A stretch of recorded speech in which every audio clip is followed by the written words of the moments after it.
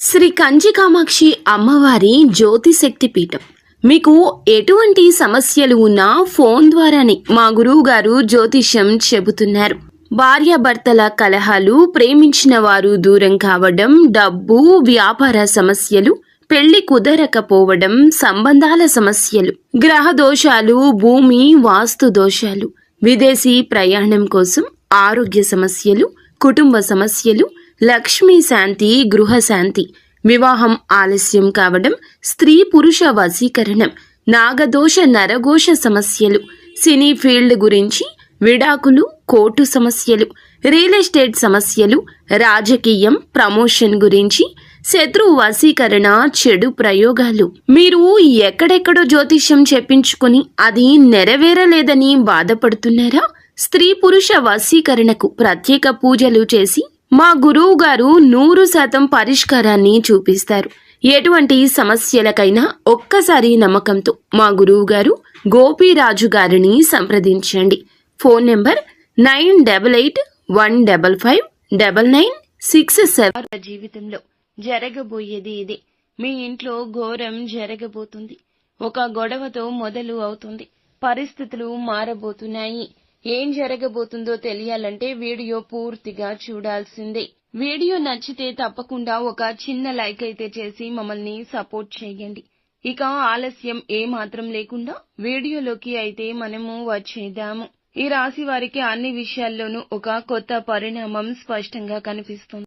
ముఖ్యంగా ఇంట్లో ఘోరం అంటే ఇది తాత్కాలిక గందరగోళం కాదు, ఒక పెద్ద పరిణామానికి సంకేతం. ఇంటికి సంబంధించిన విషయాల్లో ఈ రోజున కాస్త విరుద్ధ పరిణామాలు ఎదురు కావచ్చు.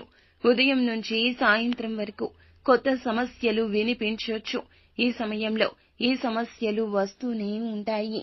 ధైర్యంగా ఉండండి. ఇంటికి సంబంధించి ధనం ఖర్చు కావడము, ఎలక్ట్రికల్ సమస్యలు, ఇలా కొంచెంగా ధనపరంగా మానసిక అశాంతి కలగొచ్చు.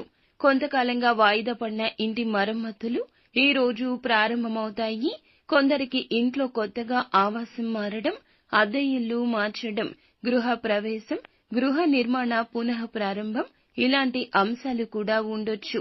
ఇవి ఎలా ఉన్నా ఘోరమైతే తప్పదు. ఇంటి సభ్యులందరినీ ఇది ఏకతాటికి తెస్తుంది. ఈ సమయంలో కొందరు బంధువులు మీ ఇంటికి అకస్మాత్తుగా రాకపోకలు చేయొచ్చు. ఊహించని అతిథులు రావచ్చు. పాత బంధాలతో తగాదాలు జరగొచ్చు. మీ ఇంట్లో పాత బంధువులతో ఇబ్బందులు కూడా కలగొచ్చు. ఆస్తి గురించి బంధువులతో మాట్లాడుకోవడం లాంటి పనులుంటాయి. ఇది కొంతమందికి కలత ఇస్తుంది. ఈ పరిణామాలు ఒక సమస్యకు పరిష్కార దిశగా నడిపిస్తాయి. ఈ సమయంలో మీకు ఖర్చులు అయితే తప్పవు. చిన్న చిన్న రిపేర్లు, కొత్త వస్తువులు కొనడము, ఇంటికి సంబంధించి డాక్యుమెంట్లు జాగ్రత్త పెట్టుకోవాల్సి రావచ్చు. ఈ సమయంలో ఖర్చులు అయితే ఒక్కసారిగా పెరుగుతాయి, కానీ ఆ ఖర్చు తర్వాత సంతృప్తి కలుగుతుంది. అదనపు ఆదాయం వచ్చే సూచన ఉంటుంది.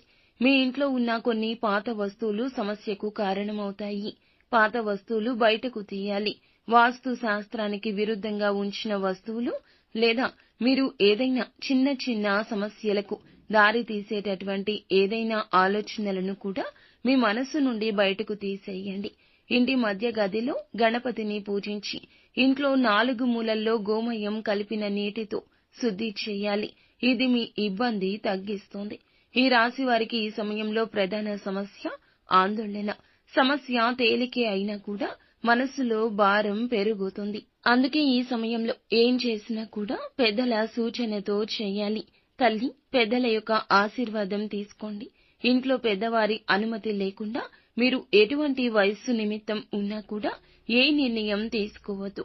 కుటుంబ సభ్యులతో కలిసి వ్యవహరించండి. ఈ ఘోరం జరగకుండా ఉండడానికి ఈ రోజున మీరు సాయశక్తులా ప్రయత్నించండి. ఖర్చులు అదుపులో ఉంచుకోండి. ఇంటి తూర్పు గది లేదా పొరుగు గదిలో సత్యనారాయణ వ్రతం చేయడం మంచిది. అమ్మవారికి దీపారాధన చేయండి. ఎరుపు రంగు పుష్పాలతో అమ్మవారిని పూజించండి. ఈ రోజు పాత పరిచయాలు, పాత బంధాలు మళ్లీ గుర్తుకు వచ్చే అవకాశం ఉంటుంది. ఆస్తి, డాక్యుమెంట్లు, ఇల్లుకు సంబంధించి లీగల్ సమస్యలు కూడా ఎదురు కావచ్చు. వాదనలు ఈ రోజు కుటుంబ సభ్యులతో జరగొచ్చు. సహనంగా ఉండండి. ఇంటి పెద్దల మాట వినండి లేదా కొంచెంగా వినే ప్రయత్నమైనా చేయండి. నిత్యం శివ భగవానుణ్ణి పూజించండి. అంతా మంచి జరుగుతుంది.